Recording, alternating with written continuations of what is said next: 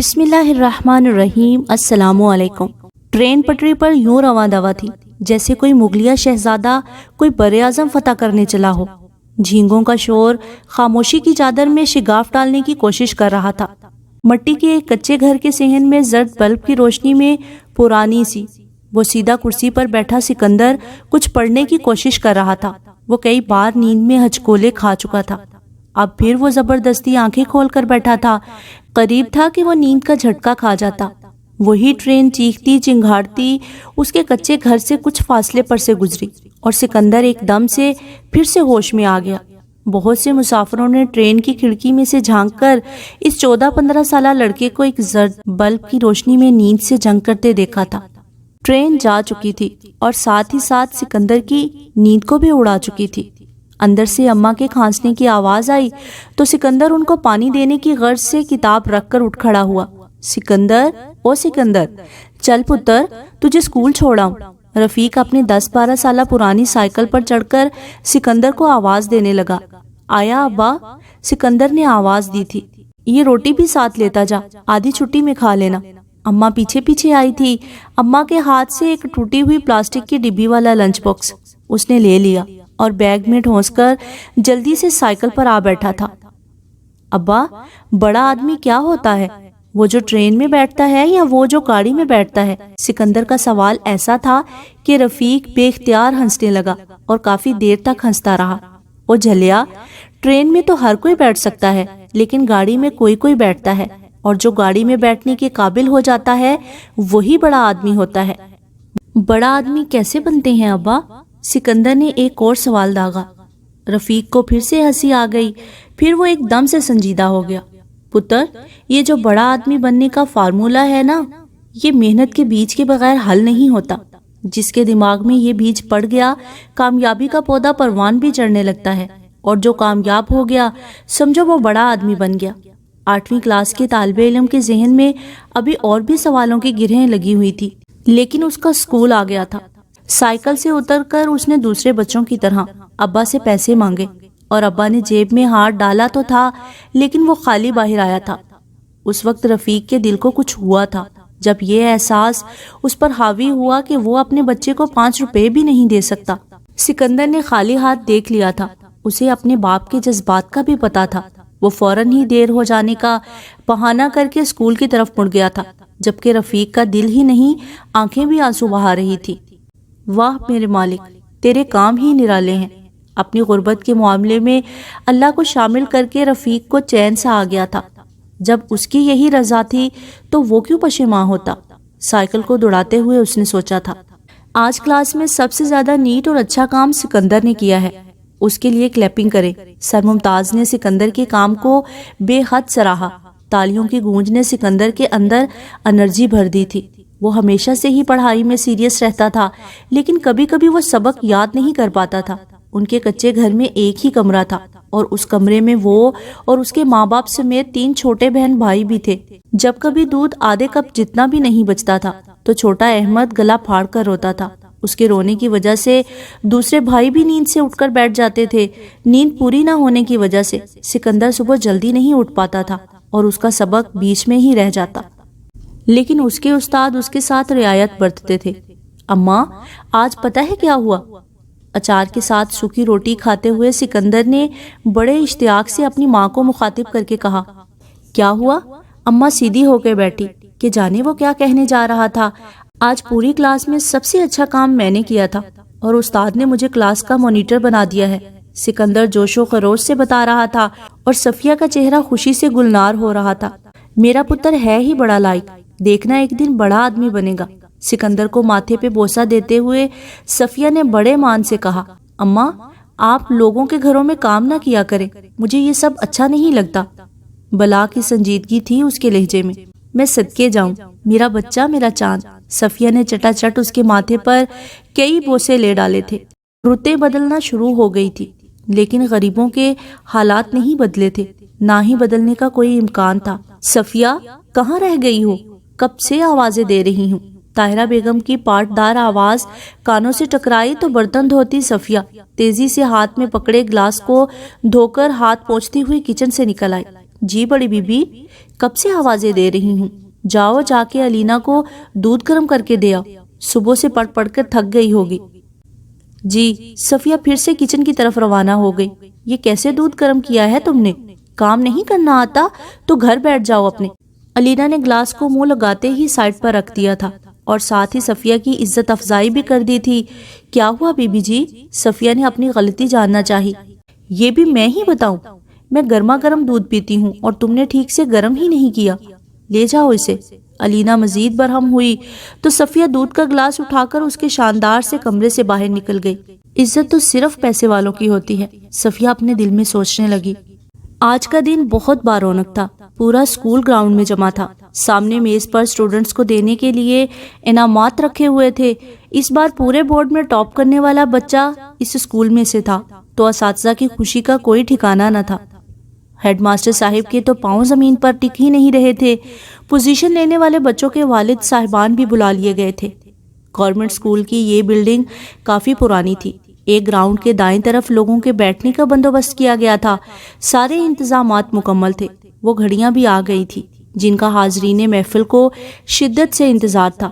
اس پر 8ویں class کے board کے papers میں پورے ضلع میں جس ہونہار طالب علم نے ٹاپ کیا تھا اس کا نام ہے سکندر رفیق۔ ہیڈ ماسٹر کے اعلان کرتے ہی اسکول کے گرد و نواح کا علاقہ تالیوں سے گونج اٹھا۔ اسٹیج پر کھڑا سکندر بے حد خوش نظر آ رہا تھا، اور اس سے بھی زیادہ اس کے والد، جن کو ہیڈ ماسٹر صاحب نے ڈائریکٹ اسٹیج پر بلوا کر گلے سے لگایا تھا اور پھولوں کے ہار پہنائے تھے۔ خوشی اور عزت ملنے کے احساس نے رفیق کو مسرور کر دیا تھا۔ وہ دل ہی دل میں اللہ کا شکر ادا کر رہا تھا۔ اس کی آنکھوں میں آنسو آ گئے تھے۔ سکندر کو اسکول کی جانب سے کیش پرائز بھی ملا تھا۔ اس کے ٹیچر اس کو تھپکیاں دے رہے تھے اور اس کی خوشی کا ٹھکانہ نہ تھا۔ آج اس کی وجہ سے اس کے باپ کو عزت ملی تھی، یہ اسے بہت اچھا لگ رہا تھا۔ یہ لمحے، یہ پل وہ قید کر لینا چاہتا تھا جن میں اس کا باپ خوش اور مطمئن تھا۔ وہ اسٹیج سے اترا تو اس کے کلاس فیلوز نے اسے کندھے پر اٹھا لیا تھا۔ ہیڈ ماسٹر صاحب نے پورے سٹاف کو مٹھائی کھلائی تھی۔ سکندر کو لگا آج عید کا دن ہے۔ کامیابی کا دن بلا شبہ عید کی مانند ہی ہوتا ہے۔ اس نے سنا تھا کہ محنت کامیابی کی کنجی ہے۔ آج اس نے کامیابی کا تالا محنت کی کنجی سے کھول لیا تھا۔ وقت کا پہیہ تیز رفتاری سے گزرتا رہا۔ سکندر کے نام جیسے شاندار کامیابی لکھ دی گئی تھی۔ اس نے میٹرک ہی نہیں FSC میں بھی شاندار نمبروں اور ٹاپرز کی لسٹ میں رہ کر عزت اور شہرت حاصل کی تھی۔ امی، اب آپ لوگوں کے گھروں میں کام نہیں کریں گی۔ سکندر پھر سے ماں کے قدموں میں آ بیٹھا تھا اور وہی التجا پھر سے اس نے دہرائی تھی۔ اس کا قد نکلتا جا رہا تھا اور وہ خوبصورت بھی ہوتا جا رہا تھا۔ صفیہ اکثر اس کی نظر اتارنے لگی تھی۔ میرا بچہ، تمہارے ابو اکیلے اس گھر کا، تمہارے بھائیوں کا خرچہ نہیں اٹھا سکتے۔ تمہارا وظیفہ تو تمہارے کام آئے گا۔ تمہاری پڑھائی کا خرچہ کم ہے کیا؟ اس لیے کام تو ہمیں مل جل کر کرنا پڑے گا۔ میں ہوں نا سارے بوجھ اٹھانے کے لیے۔ صفیہ کا ہاتھ تھامے سکندر ذمہ داری کا مظاہرہ کرتے ہوئے بڑی فکر مندی سے بولا، اللہ تیری خیر کرے، تمہیں وہ نعمتیں عطا کرے جن کے تم حقدار ہو۔ اللہ تمہاری زندگی سے ہر کانٹا دکھ نکال پھینکے۔ صفیہ کا دل ہی نہیں روم روم دعائیں دے رہا تھا۔ بیٹا، ابھی ہمارے بازوؤں میں دم ہے، جب اس قابل نہ ہوئے تو تم ہی کرو گے سارے کام۔ صفیہ مزید گویا ہوئی تھی، میں انتظار میں رہوں گا۔ سکندر اٹھ کھڑا ہوا تھا۔ صبح سے شام تک ٹرینیں ہی گزرتی رہتی تھی۔ یہ منظر سکندر کے ان دنوں کا ساتھی تھا جب وہ اپنے تعلیمی دور کے آغاز سے میٹرک تک پہنچا تھا۔ سب گھر والے سو رہے ہوتے اور یہ جھینگوں کی آوازیں اور ٹرین کی وارننگ دیتی وسل ہی تھی جو اس کا اکیلا پن دور کر دیتی تھی۔ وہ ہاسٹل میں اکثر یہ سب یاد کرتا اور اب چھٹی پر آیا تھا تو وہ خاص طور پر 12 بجے کے بعد والی ٹرین کے انتظار میں اپنے گھر کے صحن میں اسی زرد بلب کی روشنی میں بیٹھا تھا۔ بھائی، اب تو آپ کے ہاتھ میں کوئی کتاب نہیں ہے، پھر کیوں ادھر بیٹھے ہیں؟ سکندر کا چھوٹا بھائی جو سکندر کی طرح لیٹ نائٹ پڑھنے کا عادی تھا، اسی مخصوص جگہ پر بیٹھ کر پڑھا کرتا تھا جہاں سکندر نے خواب بنے تھے۔ ابھی بھی وہ پہلے ہی سے وہاں تھا۔ ٹرین کا انتظار کر رہا تھا میں، اسی ٹرین کا جس کے ساتھ ساتھ میں نے یہ سفر یہاں تک طے کر لیا۔ ایک سید میں تیزی سے چلتی ہوئی، سنا ہے تمہارا بیٹا فرسٹ آیا ہے۔ صفیہ جھاڑو لگا کر فارغ ہوئی تھی کہ طاہرہ بیگم نے پہلی بار اسے نرم انداز میں اور دوستانہ رویے میں بات کی تھی۔ صفیہ کے چہرے پر مسکراہٹ آ گئی تھی۔ آج اسے بیٹے کی وجہ سے مالکہ نے عزت سے اخلاق سے بات کی تھی۔ جی، صفیہ نے یک لفظی میں جواب دیا۔ میری علینا تو توجہ ہی نہیں دیتی پڑھائی پر، بس فیشن پر دھیان ہے۔ آج تو طاہرہ بیگم کی روح ہی بدلی ہوئی تھی۔ صفیہ خاموش رہی۔ بیٹے تمہارے نے کہاں نوکری کرنی ہے؟ صفیہ کو لینے کے لیے ایک دن سکندر آیا تھا تو طاہرہ بیگم نے اس کو بائک پر بیٹھا دیکھا۔ نہ صرف انہوں نے بلکہ ٹیرس پر کھڑی علینا نے بھی، اور وہ دوبارہ بھی اسے ملنا چاہتی تھی۔ بی بی، جہاں رزق لکھا ہوگا وہاں نوکری لگ جائے گی۔ سکندر نے سی ایس سی کا امتحان دیا تھا، اب اس کی ٹریننگ چل رہی تھی۔ اس کی تصویر اخبار میں چھپی تھی۔ میڈیا والے ٹاپرز کے نام تو دنیا بھر میں مشہور کر دیتے ہیں، اور تو اور اپنی اخبار کی چینل کی مشہوری کے لیے تو ان کے گھر والوں کا انٹرویو بھی لیتے ہیں۔ صفیہ نے وہ اخبار کا ٹکڑا سینے سے لگا لیا تھا اور کئی بار بیٹے کی بلائیں لی تھی۔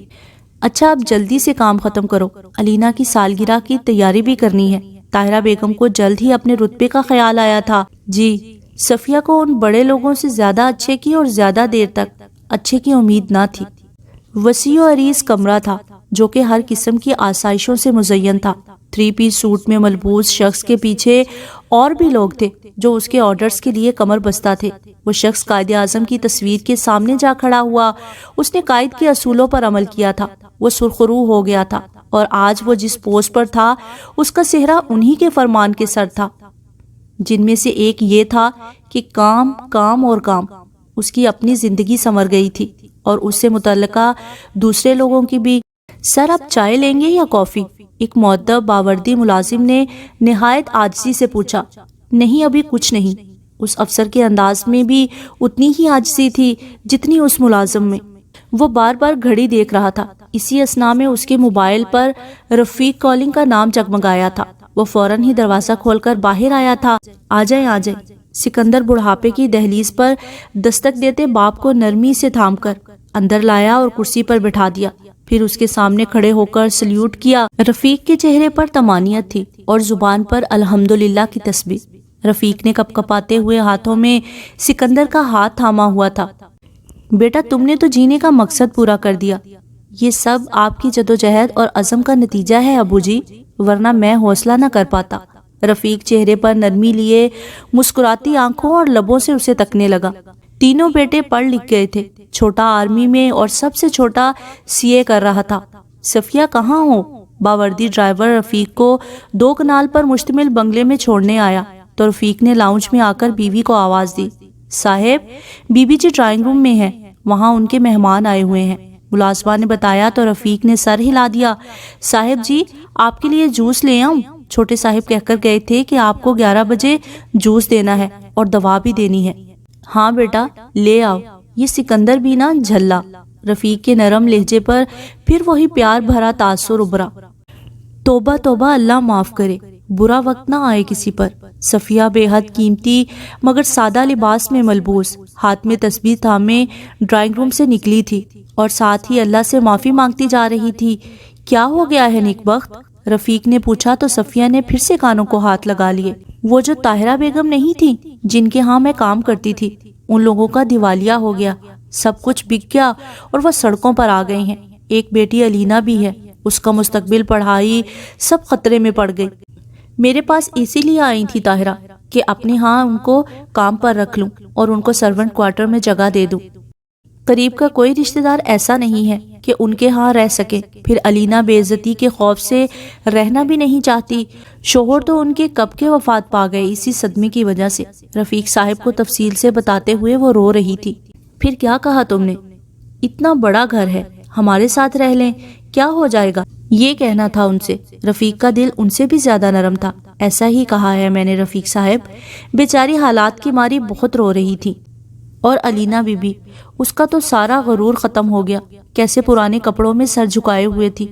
اچھا، اللہ بہتر کرے گا، رفیق صاحب نے جوس کا گلاس اٹھا کر سوچتے ہوئے کہا۔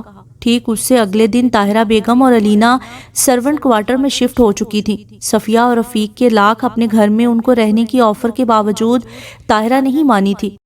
پھر یہ طے پایا کہ وہ صرف کچن سنبھالیں گی اور علینا کی تعلیم کی ذمہ داری صفیہ نے لے لی تھی۔ واہ، بڑی مزے کی خوشبو آ رہی ہے۔ سکندر نے جیسے ہی لاؤنج میں قدم رکھا تھا، بریانی کی خوشبو نے اسے اپنے حصار میں لے لیا تھا۔ السلام علیکم۔ طاہرہ بیگم کو ڈائننگ ٹیبل پر برتن لگاتے دیکھ کر سکندر نے جھک کر سلام کیا۔ وہ تھا ہی ایسا مؤدب۔ وعلیکم السلام۔ طاہرہ بیگم اس عزت افزائی پر نہال ہو گئیں۔ بھلا کب مالک نوکروں کو اتنی اہمیت دیتے ہیں؟ انہیں اپنا رویہ یاد آیا تھا۔ جیتے رہو، اللہ عمر دراز کرے اور مزید ترقی دے، بس بزرگوں کی دعائیں چاہیے، سکندر نے کہا۔ آ گیا میرا بچہ؟ صفیہ اندر سے آئی تو اس نے ماں کو جھکتے ہوئے سلام کیا۔ جی اماں، السلام علیکم۔ وہ ماں کے آگے جھکا تھا۔ وعلیکم السلام۔ صفیہ نے سلام کا جواب دیتے ہوئے علینا کو پکارا۔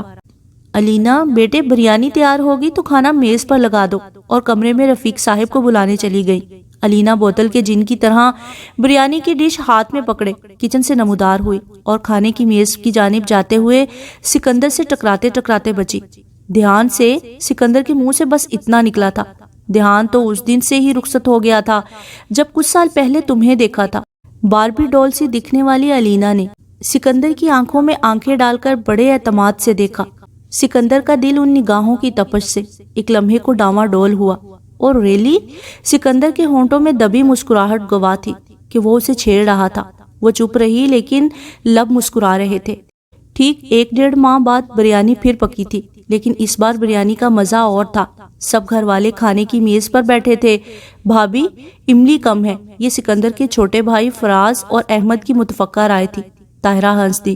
اور نمک تو ہے ہی نہیں، مسکراہٹ لبوں تلے دبائے سکندر نے کہا تو علینا روحان سی ہو گئی۔ اس نے مدد طلب نظروں سے صفیہ کو دیکھا۔